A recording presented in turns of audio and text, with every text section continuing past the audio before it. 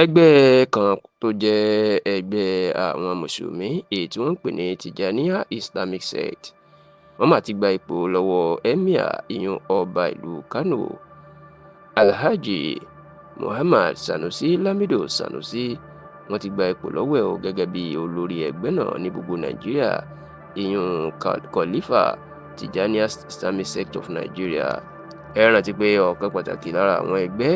tí ó ní orúkọ tó sì lókìkí nínú ẹ̀sìn Islam ní ẹgbẹ́ Tijaniya, ìyẹn orúkọ tí wọ́n sọ láti ara gbajúmọ̀ àfáà ní olóògbé Ahmad Tijani. Inú ẹgbẹ́ yìí náà sì ni àfáà ìyún Ibrahim Niass ti orílẹ̀-èdè Senegal lòun náà wà. Ṣùgbọ́n lórílẹ̀-èdè Nàìjíríà, ẹni tí wọ́n yàn gẹ́gẹ́ bí olórí ẹgbẹ́ náà ò ní Emir Muhammad Lamido Sanusi Lamido. Ohun tó wọ́n yàn gẹ́gẹ́ bí adarí ẹgbẹ́ náà, òun ló sì ń ṣàkóso gbogbo ẹgbẹ́ náà ní gbogbo ilẹ̀ Nàìjíríà. Ṣùgbọ́n nínú ìkéde tí ẹni tó jẹ́ olórí ẹgbẹ́ náà káàkiri àgbáyé, èyí tí wọ́n ń pè ní Khalifa Sheikh Mahi Sheikh Ibrahim Niass, inú àtẹ̀jáde tó fi síta nínú ọ̀sẹ̀ tí a wà yìí, ẹni ló ti kéde pé láti àsìkò yìí lọ àwọn ti gba ipò lọ́wọ́ Emir ìlú Kano, ìyún Alhaji Muhammad Sanusi Lamido Sanusi, tó sì jẹ́ kó di mímọ̀ wípé àwọn fẹ́ ṣe àtúntò ẹgbẹ́ náà àti pé àwọn ti yan àwọn tí yóò máa ṣàkóso ẹgbẹ́ náà nígbà tí àwọn ti gba ipò lọ́wọ́ Sanusi, táwọn sì ti yan àwọn àfáà tí yóò máa rọ́pò ẹ̀, ìyún àwọn àfáà méjì kan. Àwọn ni wọ́n ní yóò máa darí ẹgbẹ́ Tijaniya lórílẹ̀‐èdè Nàìjíríà.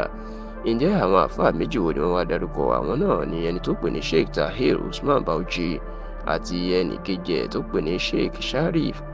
Ibrahim Saleh Al-Husseini. Àwọn méjèèjì ó ní bàbá náà ní wọn yóò máa darí ẹgbẹ́ Tijaniya Islamic Sect ní orílẹ̀-èdè Nàìjíríà. Bàbá náà wá dúró,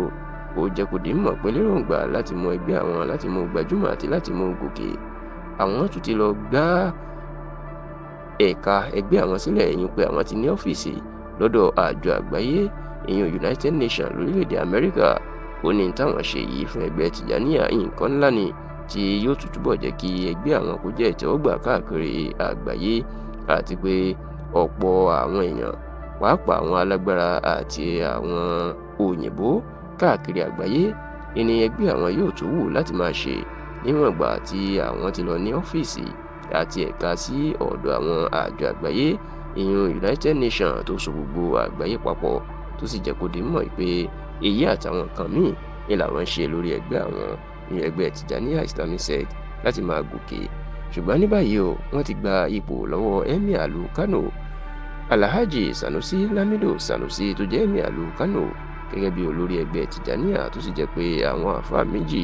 ìyẹn Sheikh Tahir Usman Bauchi àti Sheikh Sharif Ibrahim Saleh Al-Husseini, ni wọ́n yàn láti máa darí ẹgbẹ́ náà ní orílẹ̀-èdè Nàìjíríà lásìkò yìí.